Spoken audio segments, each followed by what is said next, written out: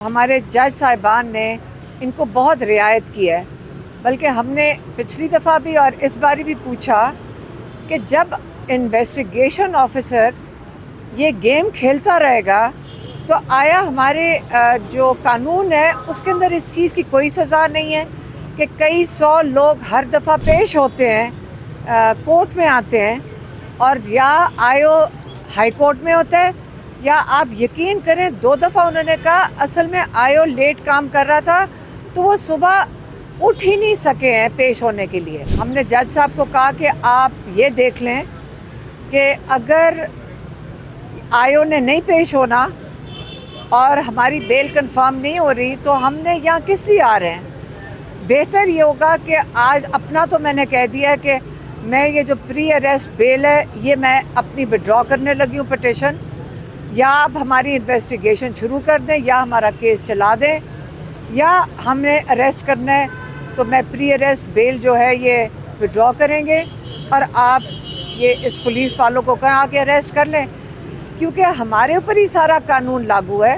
لیکن جو تفتیشی افسران ہیں ان کے اوپر کوئی ذمہ داری نہیں ہے۔ حالانکہ آپ کا قانون بڑی سخت اس کے اندر دفعات ہیں کہ آپ نے کتنی دیر میں تفتیش مکمل کرنی ہے، بہت سخت دفعات ہیں جس کے اندر لکھا ہوا ہے کہ آپ کو کیا سزا ہوگی اگر آپ اپنی تفتیش مکمل نہیں کریں گے اور لوگوں کو جیلوں میں ڈال دیں گے۔ اس کے اندر تو آئیو کو بھی جیل میں جانا پڑے گا، لیکن سارا قانون پاکستان کی عوام کے لیے ہے۔ جج صاحب نے کہا کہ آپ آج میں فیصلہ کروں گا، تو ہم آج امید رکھ رہے ہیں، ہم نے کہا ہم آج سارا دن بیٹھیں گے، آج آپ فیصلہ کر لیں تاکہ آپ یا فیصلہ کر لیں یا پھر ہم فیصلہ کر لیتے ہیں، اپنی پری اریسٹ بیل وڈرا کر لیں گے میں اور میری بہن۔ مجھے نہیں پتہ ان کے کس سے مذاکرات ہو رہے، کوئی پتہ نہیں سیاسی مذاکرات ہوں گے، اس کا مجھے علم نہیں ہے۔ عمران خان نے صرف 2 باتیں بڑی کلیئرلی کہی ہیں۔ ایک انہوں نے جنرل عاصم منیر ان کو کہا تھا کہ مہربانی سے آپ نیوٹرل ہو جائے، جس پہ کنفیوژن مچی تھی تو انہوں نے اس کو کلیئرفائی کیا، سیاسی مداخلت سے بالکل پیچھے ہٹ جانا چاہیے اور اس پروسیس کو چلنے دیں۔ دوسرا انہوں نے کہا تھا کہ جو سٹولن مینڈیٹ ہے، جو کئی 100 سیٹیں پی ٹی آئی کی دن دہاڑے جس پہ ڈاکہ ڈلا تھا فارم 47 کے ذریعے سے، وہ واپس کر دیں۔ ڈیل کی باتیں کر رہے ہیں، کیوں ڈیل کی باتیں کرتے ہیں؟ عمران خان نے کہا تھا میں سارے کیسز کا سامنا کروں گا، اور عمران خان نے کیا ہے اور سرخ روح ہیں اس میں۔ وہ کہتے ہیں کہ میں اپنا نام کلیئر کر کے نکلوں گا۔ ہم یہاں 1 سال سے بیل کنفرم نہیں کر سکے کیونکہ آئیو اٹھنا بھول گیا، یا وہ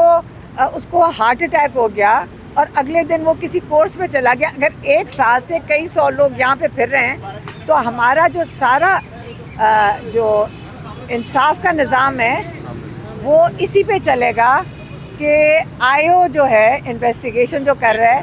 وہ صبح اٹھ سکتا ہے کہ نہیں اٹھ سکتا اپنے کام پہ آنے کے لیے۔ جج صاحب نے کہا میں شرمندہ ہو رہا ہوں کہ آپ کیا اس نظام کا مذاق اڑا رہے ہو۔ تو اگر جج صاحب بھی یہی محسوس کر رہے ہیں تو ہم کیا کریں پھر؟ اگر نئی بیل کنفرم ہو سکتی، کوئی آئیو صاحب پتہ نہیں مصروف ہیں یا ان کو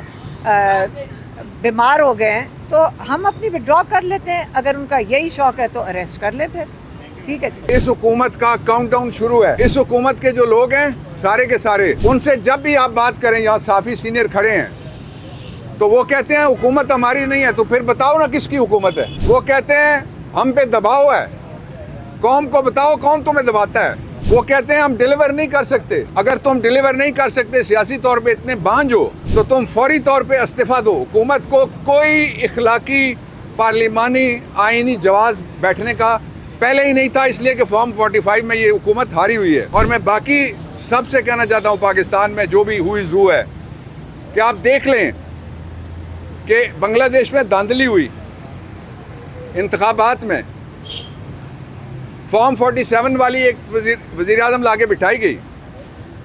لوگ باہر نکلے، لوگ جیت گئے۔ کل وہاں فوج نے کہا کہ ہم بنائیں گے ایک انٹرم گورنمنٹ،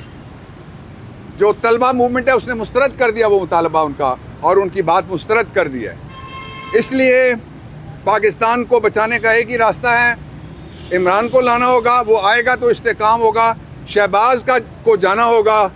یہ جائے گا اور بہتر یہ ہے کہ اس کے گھر کی بھی ہیں,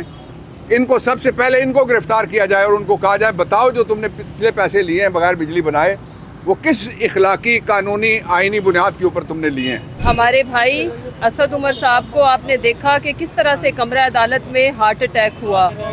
اور اس سے پہلے بھی جب وہ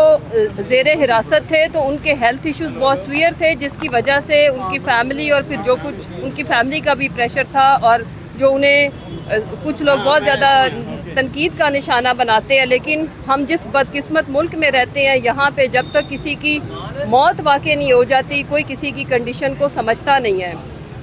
ابھی ان کو ہمارے سامنے, کیونکہ آلریڈی ان کے ہیلتھ ایشوز چل رہے ہیں, ہر دفعہ ان کا وکیل بھی بتاتا ہے, لیکن آل دا وے فرام کراچی جس طرح سے وہ آتے ہیں تو آج کمرہ عدالت میں کھڑے تھے اور وہاں کھڑے کھڑے ان کو بہت سویئر ہارٹ اٹیک ہوا.